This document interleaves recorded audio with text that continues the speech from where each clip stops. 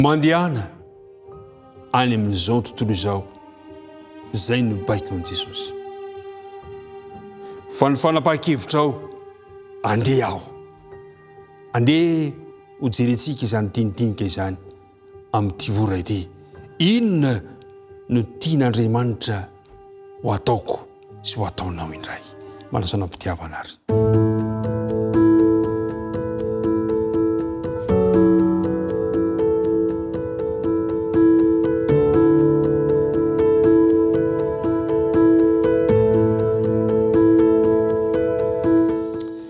Ry mpiara-mianatra malala, mpiara-midinika amiko isan'andro isan'andro, dia ampifaliana mandrakariva no iaona antsika ka tonga le hiran'ny tanora manao hoe raha tafahoana dia mitsiky. Ary rehefa mitsiky dia atolotra antsika ny fiarabana vokatry ny fo.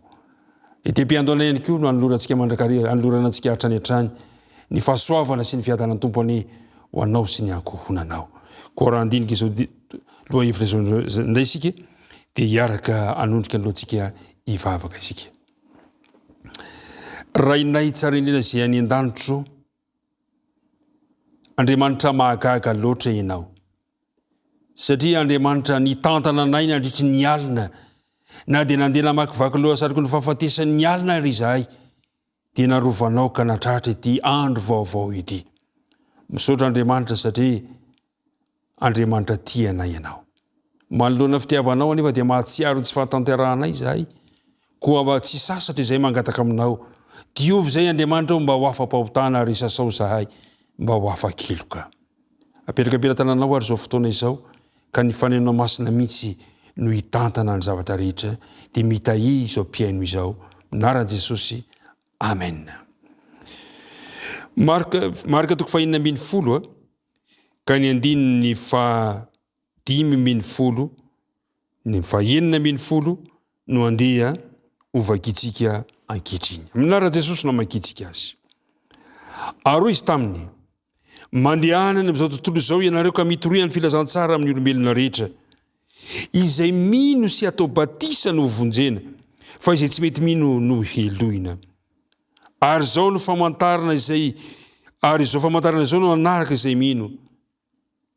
Hamoaka demonia amin'ny anarako izy, itehiny amin'ny fiteny izay tsy mbola hainy izy. 9:10, andray menarana izy, ary na dia misotro zava-mahafaty aza izy, dia tsy hampaninina azy izany. Ametra tanana marary izy dia ho sitrana ireny. 9:11, ary Jesosy Tompo, rehefa niteny taminy, dia nampakarina ho any an-danitra ka nipetraka eo ankavanan'Andriamanitra. Fa izy ireo kosa dia lasa ka nitory teny eny tontolo eny, ary Tompo niara-ny asa taminy, ka nanamarina ny teny tamin'ny famantarana izay nomba azy. Ry mpiaino namako, ao amin'ny marika toko 5:10, dia nisy teny nataon'i Jesosy tamin'ny mpianatra. Taonany mihitsiny Jesosy tamin'ny tsy finoana. Rehefa niteny ireo vehivavy manao hoe nitsangana Jesosy, tsy nino izy ireo, ka dia nanometsiny Jesosy ny amin'ny tsy finoana sy ny amafonofony. Tsy olantsika ankehitriny anefa ihany izany olona tsy finoana izany.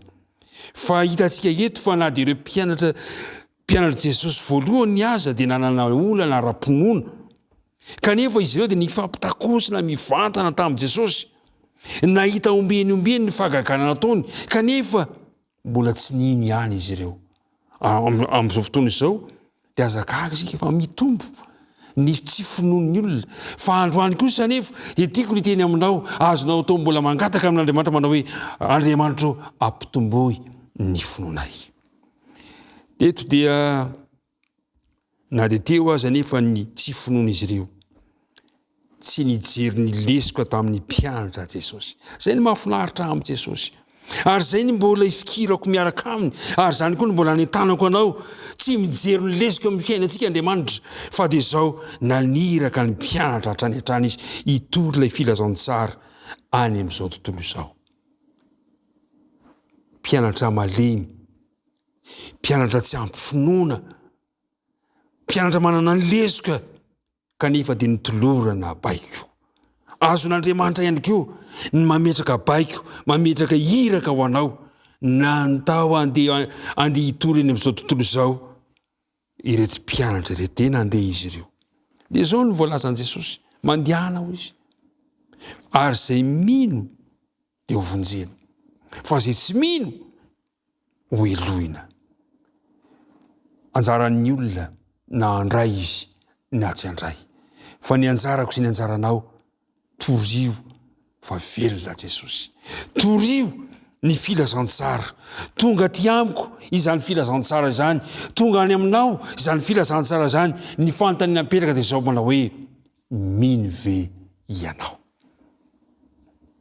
sa tsy mino ianao.